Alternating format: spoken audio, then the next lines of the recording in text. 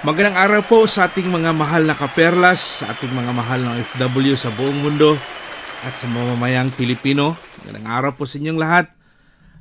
Kahapon ating napanood yung hearing sa Blue Ribbon Committee patungkol sa anomalya ng flood control sa mga ghost project na pinanguluhan ni Senator Pampilo Lacson.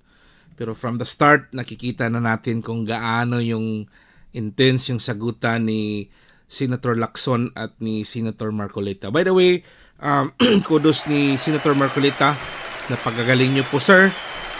Pinakita niyo sa amin yung totoong prinsipyo ng isang leader, isang Pinoy na may takot talaga sa batas, na ang batas dapat ang masunod at dapat nating sundin, and no one is above the law.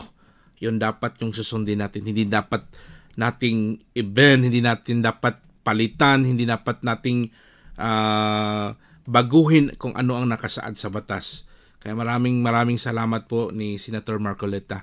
So yung una pong senaryo doon, nakikita natin yung debate ni Senator Lacson at ni Senator Marcoleta. So ibig sabihin lang naman ni Senator Marcoleta is, if you are the chairman, kayo yung nasa committee dyan, sa hearing, kayo yung nagdadala, so dapat wala kasi dapat kayong unang kahit opinion or prejudgment na sasabihin in public. Kasi nga, on the process pa yung hearing. Kahit kung doon tayo sa Supreme Court, ganon din yung nangyayari. May mga huwarado ba dyan na nagpa-interview, nagsasabi kung ano yung mangyayari. Di ba wala? They are so quiet pa muna. Kasi on the process pa yung hearing. So yun yung ibig sabihin ni Senator Marcoleta. Yun yung problema nga dyan kung yung mga mambabatas, kung magawa ng batas ay hindi abogado. Diba? Yun yung isang disadvantage. Hindi naman natin ibig sabihin na kung hindi ka abogado, hindi ka na pwedeng maging mambabatas. Pero mas advantage ngayong abogado kasi meron silang alam. At lalong-lalo na pag yung may prinsipyo at may takot sa Diyos. So yun yung unang gustong ipahiwatig ni Senator Marcoleta. Kasi parang ang nangyayari kasi ngayon na parang si Bryce Hernandez yung mas kapanipaniwala kaysa mga Diskaya. So yun kasi yung nangyayaring palabas dyan Plus suportado pa ng Senate of the President. So of course, normal kasi gusto nating malaman ang katotohanan. Kung gusto nating malaman ang katotohanan, bakit pakinggan muna natin itong mga resource person, itong mga witness. Bakit ayaw muna nating pakinggan ano yung mga sinasabi nila?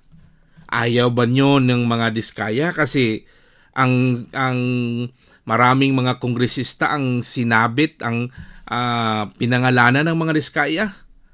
Gusto nyo si Bryce kasi yung dalawang senador yung dinidiin at ngayon naging 6 na. Diba?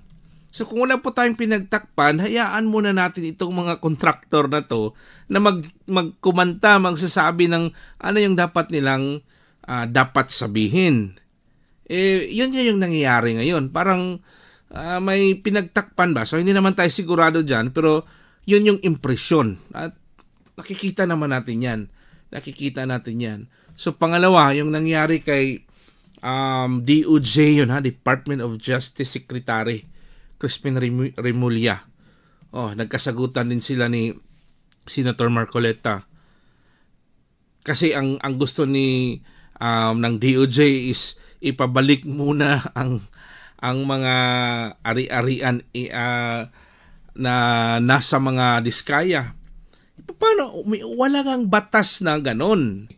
So yun nga, ang sabi ni Marcoleta, wala pang batas na nagsasabi na ganon, na isauli mo muna yung mga ninakaw, tapos ka magiging witness ka, mabigyan ka ng protection. Kasi naman nagsasabi yung gobyerno ng ganyan. Kaya ang gusto ni Marcoleta, stick tayo sa batas. Kung ano yung nakasad doon. Kasi ang the one who are ang pwedeng magsabi niyan na kung sino ang ibalik ang mga ari-arian na nanakaw ng Diskaya is walang iba kundi ang Supreme Court.